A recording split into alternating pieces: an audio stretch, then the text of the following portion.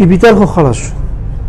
تعریف چیزا، وظایف، خصوصیات و اشکالش ما خواندیم، تقسیم بندیش. دوباره میخوانیم کنکتیو تیشیو یا نسج منظم. کنکتیو تیشیو یا نسج منظم. نسج منظم یا کنکتیو تیشیو. اول یک تعریف برش داشته باشیم که چند گپ داره. قسمی که ما در نسج اپیتل خوانده بودیم، اما قسم گپ‌ها در این نسج منظم هم باشه. چی دارم؟ گپ اولش زیادترین نسج در بدن دریافت می شود.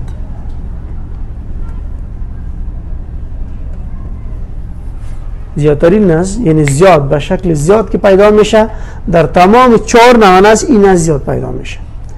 یک گپش است. دوم گپ چی داره؟ در زیادترین جای نسج اپیتل باشد، نسج منظم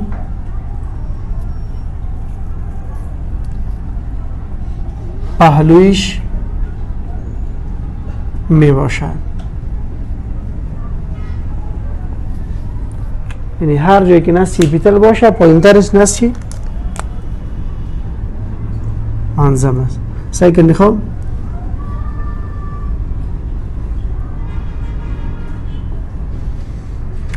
این نسج اپیتل باشه،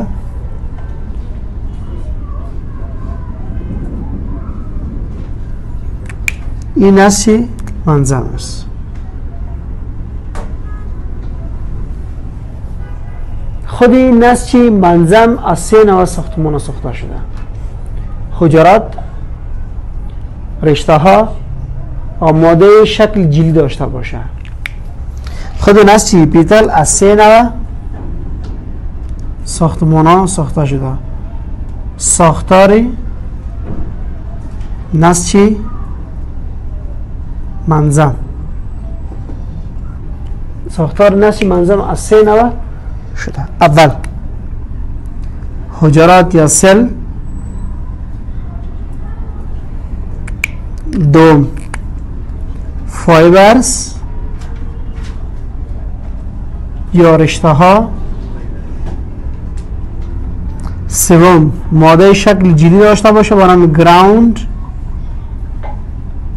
سابستانسز،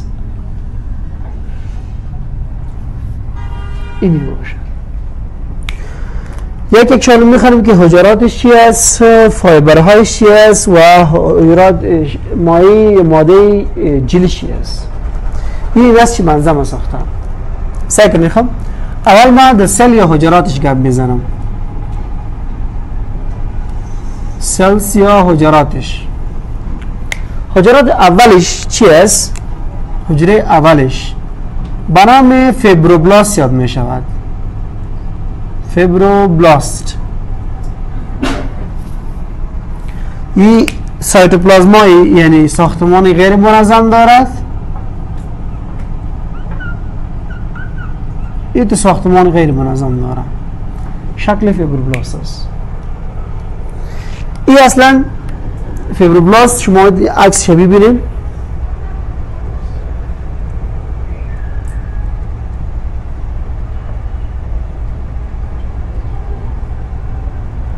قسم یک عکس داره.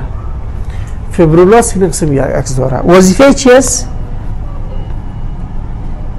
وظیفهش در ترمیم جراحات رول داره.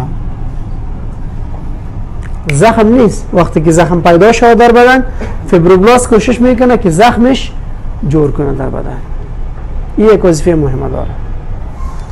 دوم حجره که است، حجره دومش به نام فت سل یاد می شود. فت سل یا حجرات شحمی برش میگه.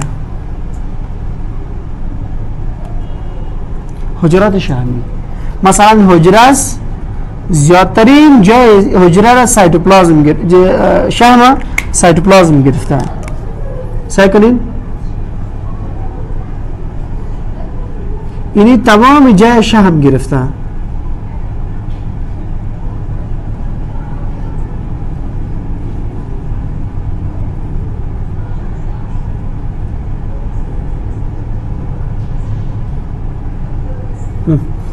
اینی شحم است. حجره چیم داره در خود خواه؟ هستم داره اینجا، هسته ارگانیل هم دارد، مگم زیادترین جایی که گرفته او شحم گرفته. نه زیادترین بخش سایتوپلازم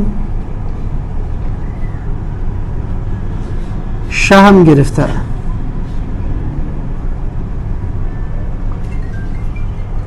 این هم شما فهمید. عکسش ببینید. این قسم یک عکس داره. حجره است، شحم است، هسته ارگانیل ها. صحیح؟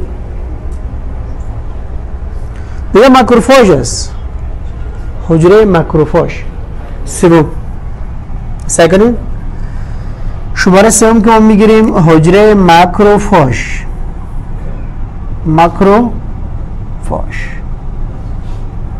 در زیادترین حجرات سعی کنید. خب دو نوع حجره داره. یک حجره داخل نسل منظم زندگی میکنه، یک حجره که ترانسپورتی هستن، از خون میاد، از جای دیگه برش میاد و کمک میشه، مثل ماکروفاژ. ماکروفاژ چه قسم یک شکل داره؟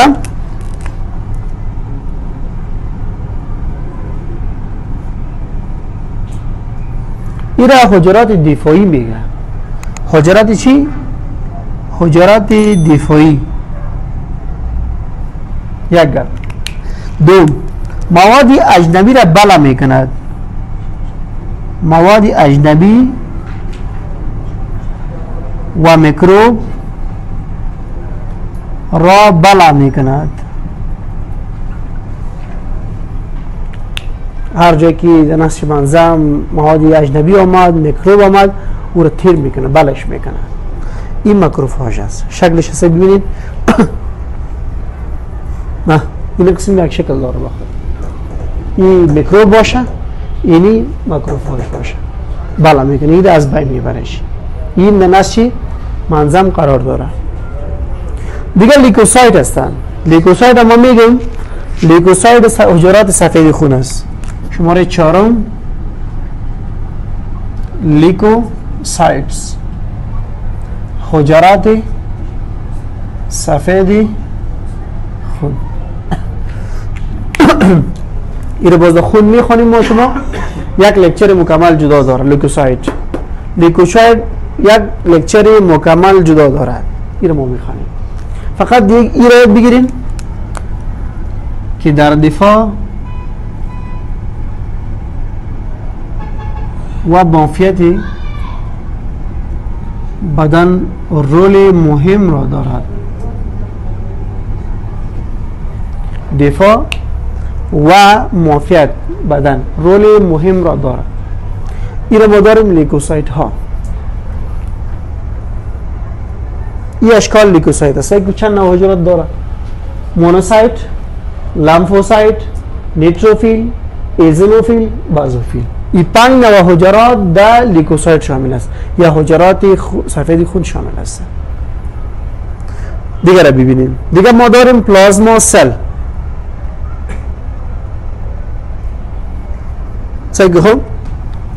پنجم ما داریم پلازما سل. پلازما سل. این حجرات از بی لمفوسایت منشأ گرفته. این حجرات از بی لمفوسایت منشأ گرفته. منشأ که بگیره ای در التهابات، در پوندگی های بدن رول دارد. سعی کنید این قسم یک شکل داره. اینی هستش می باشد.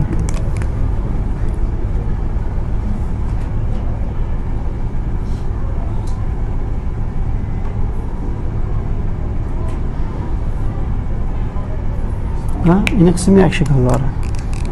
این پلازما سلش است. وظیفهش التحال رول دارد. صحیح؟ عکس ببینید. این هم عکس است. این قسم یک شکل داره. و باز ماسل هستن. ماسل جدا حجرات است. ششم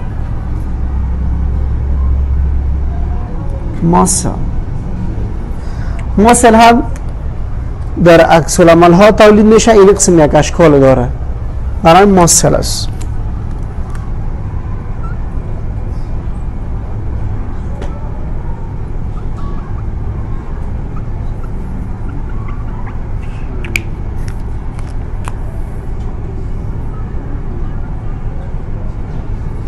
عکس العمل ها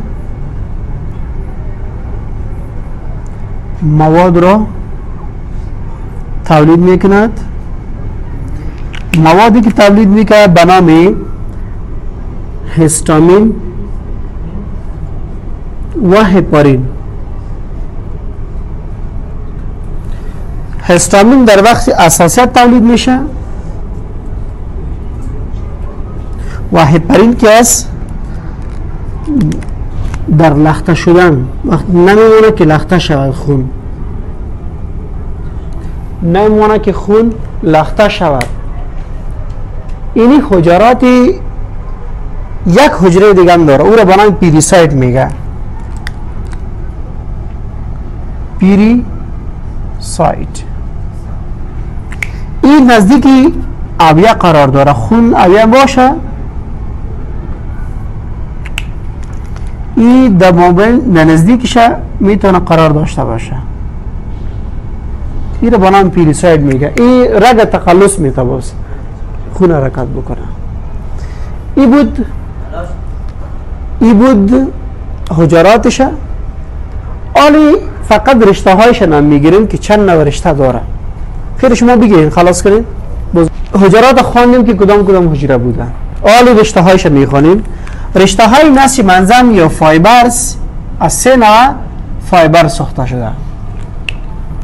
اولش کلاژن، دوم الاستیک و سوم ریتیکولر. این زیادتریش عرصه نوعیش در محکم نگاه داشتنی نسج منظم کمک میکنند. سعی کنید. خب اینی خب فایبر شد شماره دومش. شماره سومش من اینجا نوشته میکنم. این را به نام گراوند سابستانسز میگه. گراوند سابستانسز چی دارای چی میباشه؟ گراوند سابستانسز این دارای یک نوع موادی میباشه. این شکل جلی را داره. خب موادی جلی مانندی در نسج منظم قرار دارد.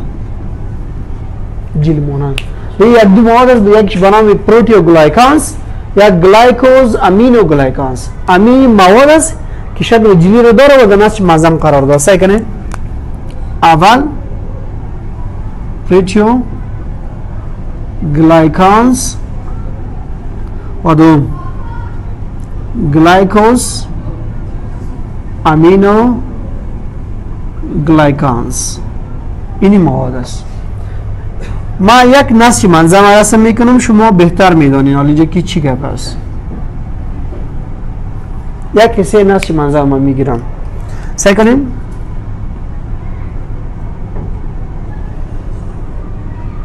فیبروبلاست،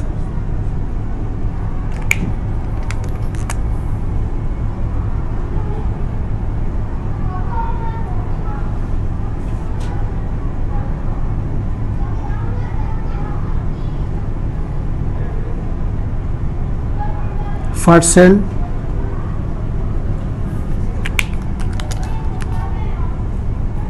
macrophage,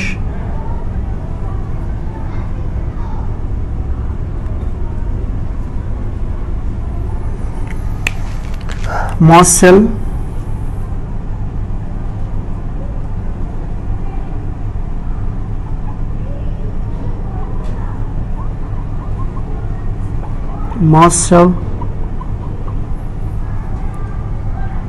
pericyte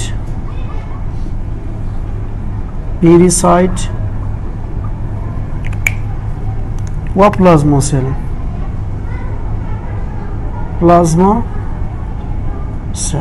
این حجراتش شده. چیز شای کنین رشته هایش کلاژن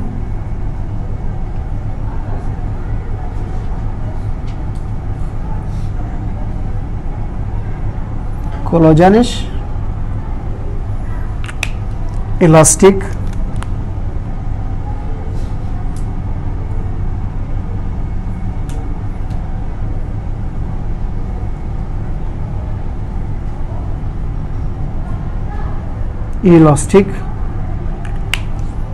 و دیگهش ریتیکولار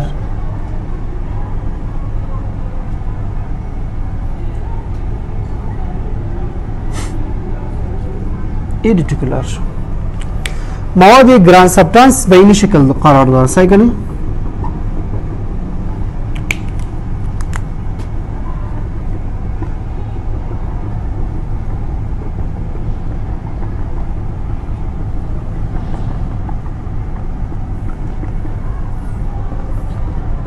به این شکل یک نسج منظم می سازه.